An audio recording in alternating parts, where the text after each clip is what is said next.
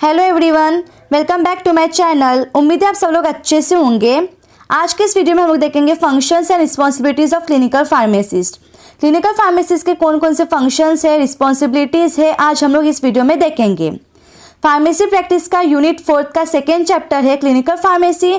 उसमें का एक टॉपिक है functions and responsibilities of clinical pharmacist. Okay, so start करने से पहले अगर आप लोग मेरे चैनल पे नए हैं तो मेरे चैनल को सब्सक्राइब करो एंड मेरे वीडियो को लाइक एंड शेयर करो।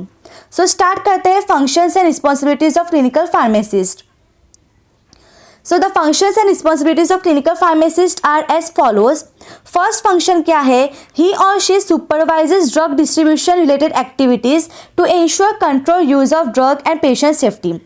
He or she जो pharmacist रहेगा ना, clinical pharmacist, वो supervise करेगा जो भी drug distribution के related जो भी activities रहेंगे ना, उसको वो supervise करेगा, देखेगा, so that drug का एकदम control use हो सके and patient की safety के लिए। Okay?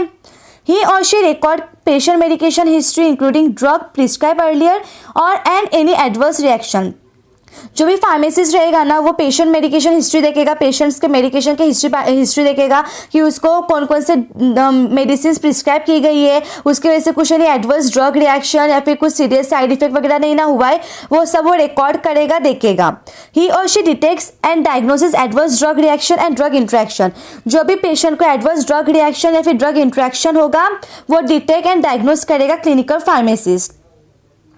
फिर ही और शी डज पेशेंट काउंसलिंग। फिर पेशेंट काउंसलिंग में भी वो अपना वो पार्टिसिपेट करेगा पेशेंट काउंसलिंग का, जैसे कि on the use of drug to assure compliance, drug कैसे यूज़ करेंगे, कॉम्प्लायंस कैसे अचीव होगा, उसके लिए रिगार्डिंग पेशेंट काउंसलिंग करेगा। ही और she helps in selecting OTC drug. OTC drug यानी कि ओवर द काउंटर ड्रग जो भी है वो पेशेंट को देने में, वो सिलेक्ट करने में वो हेल्प करेगा। ही और शी फ्रेम्स और डोसेज रेजिमेंट। जो भी डोज देने की है उसका रेजिमेंट है वो फ्रेम करेगा, रेजिमेंट बिल्ड करेगा वो कि कैसे पेशेंट को कौन सा डोसेज, उसकी फ्रीक्वेंसी वगैरह क्या है, वो सब वो पेशेंट को बराबर से बताएगा, उसके साइड इफेक्ट वगैरह डोसेज रेजिमेंट को फ्रेम करेगा। ही और she encourage rational drug therapy को एनकरेज करेगा। एंड ही और she deals with psycho socio economic aspect, जो कि हेल्थ के रिलेटेड एस्पेक्ट है, साइको सोशियो इकोनॉमिक एस्पेक्ट, वो भी उसके साथ वो डील करेगा क्लिनिकल फार्मासिस्ट। नेक्स्ट, ही और she will participate in the management of patients having acute and chronic disease. जो पेशेंट को एक्यूट और क्रॉनिक डिसीज है, एक्यूट यानी कि जो कम समय तक रहती है डिसीज, जैसे कि पेप्टिक अल्सर वगैरह, उसको वो ट्रीट करने में, मैनेज करने में पेशेंट की मदद करेगा। एंड क्रॉनिक डिसीज यानी कि जो लंबे समय तक रहती है, जैसे कि टीबी, कैंसर वगैरह, ऐसी बीमारियों को ट्रीट करने में, मैनेज करने में वो पार्टिसिपेट करेगा क्लिनिकल फार्मासिस्ट।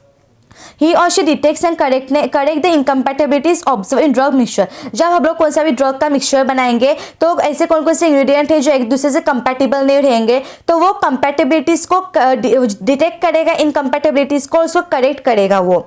ही और she prepare patient specific drug formulation. Patient को जो फॉर्मुलेशन चाहिए वो फॉर्मुलेशन, स्पेसिफिक ड्रग फॉर्मुलेशन वो प्रिपेयर करके पेशेंट को देगा।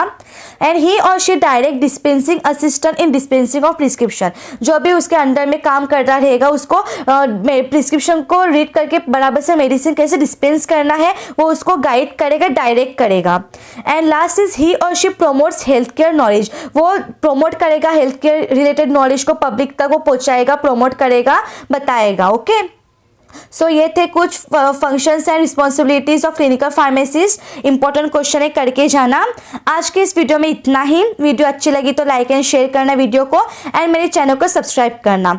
तब तक के लिए thank you, take care, bye bye.